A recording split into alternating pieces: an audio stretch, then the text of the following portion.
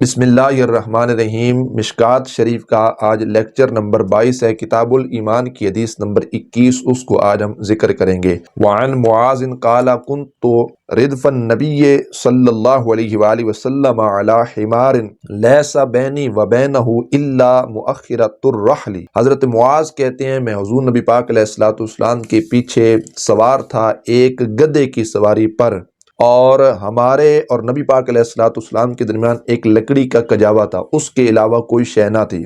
فقال یا معاذ، حضور علیہ الصلوۃ والسلام نے فرمایا اے معاذ، مطلب سواری پر ہی سوار تھے تو اللہ کے محبوب علیہ الصلوۃ والسلام نے ندا دی، اے معاذ هل تدری ما حق اللہ علی عبادہ وما حق العباد علی اللہ۔ حضور نے فرمایا معاذ، کیا اس بات کو جانتے ہو، ادراک رکھتے ہو کہ اللہ رب العزت کا حق اپنے بندوں پر کیا ہے اور بندوں کا حق اللہ رب العزت کی ذات پر کیا ہے؟ تو قلت اللہ ورسولہ اعلم، میں نے عرض کی اللہ اور اس کے محبوب علیہ الصلوۃ والسلام اس بات کو بہتر جانتے ہیں کہ یہ اللہ کا حق کیا ہے اور بندوں کے اللہ پر حق کیا ہے۔ قال، تو حضور نبی پاک علیہ الصلوۃ والسلام آپ نے فرمایا فإن حق اللہ علی العباد ان یعبدوہ ولا یشرکوا بہ شیئا۔ اللہ کے محبوب علیہ الصلوۃ والسلام نے فرمایا اللہ رب العزت کا حق بندوں پر یہ ہے کہ اسی کی عبادت کریں اور اس کی ذات و صفات میں کسی کو شریک نہ ٹھہرائیں، اس رب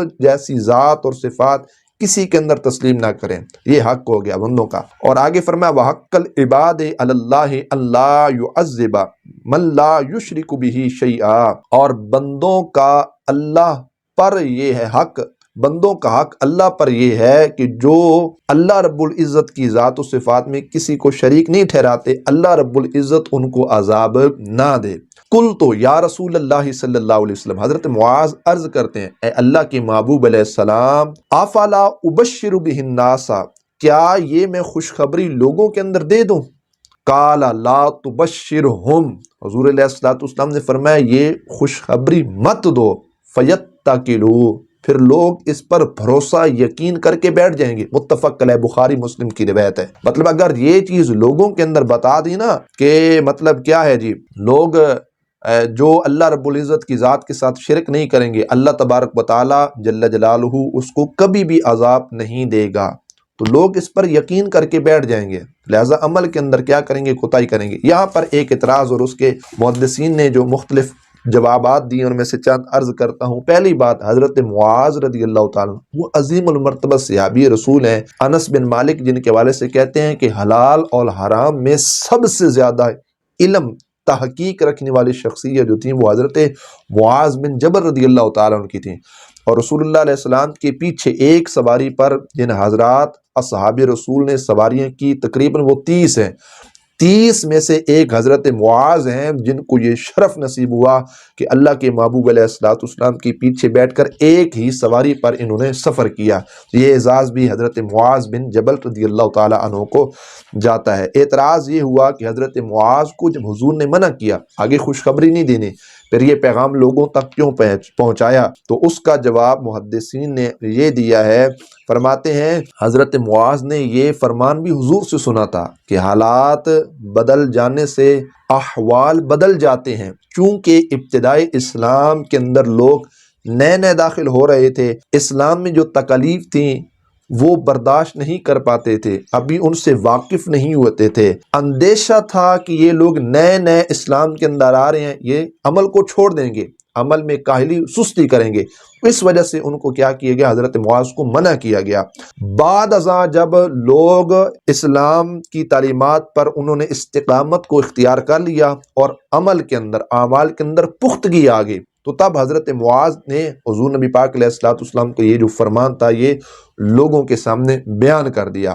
ایک بات اس کا یہ جواب آ گیا۔ دوسری بات یہ ہے کہ جب حضرت معاذ رضی اللہ تعالی عنہ کو رسول اللہ صلی اللہ علیہ وسلم نے منع کیا تھا، اس وقت وہ حدیث وہ بیان آگے پہنچانے کی کوئی فضیلت وارد نہیں ہوئی تھی، یا اس علم کو چھپانے پر کوئی ممانعت یا کوئی وعید نہیں آئی تھی۔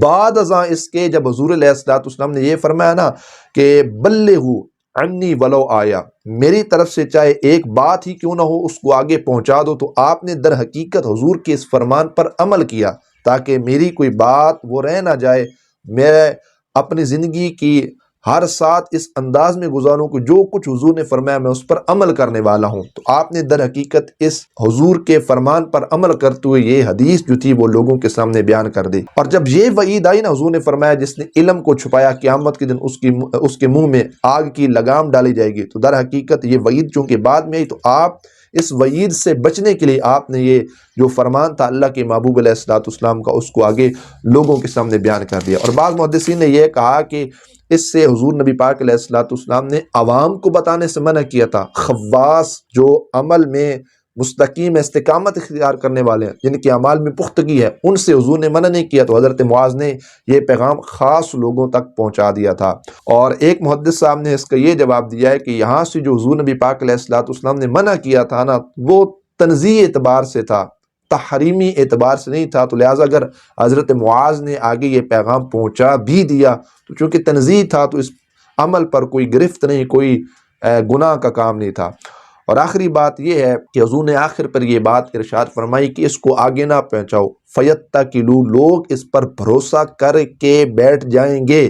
جب یہ علت ختم ہو گئی کہ مطلب وہ دور ایسا آ گیا تھا کہ یقین کامل ہو گیا تھا کہ لوگ اس پر یقین کر کے نہیں بیٹھیں گے، تو آپ نے یہ پیغام جو تھا وہ لوگوں کے سامنے اس حالت میں بیان کر دیا۔ تو یہ اس کا مختصر خلاصہ تھا جو بیان کیا۔ اللہ رب العزت عمل کی توفیق نصیب فرمائے، حدیث کو آگے پہنچانے کی، اس پر خود بھی عمل کی توفیق عطا فرمائے، اور حدیث پاک کے فیضان سے اللہ ہم سب کے سینوں کو مستفیض فرمائے۔ وآخر دعوانا ان الحمد للہ رب العالمین۔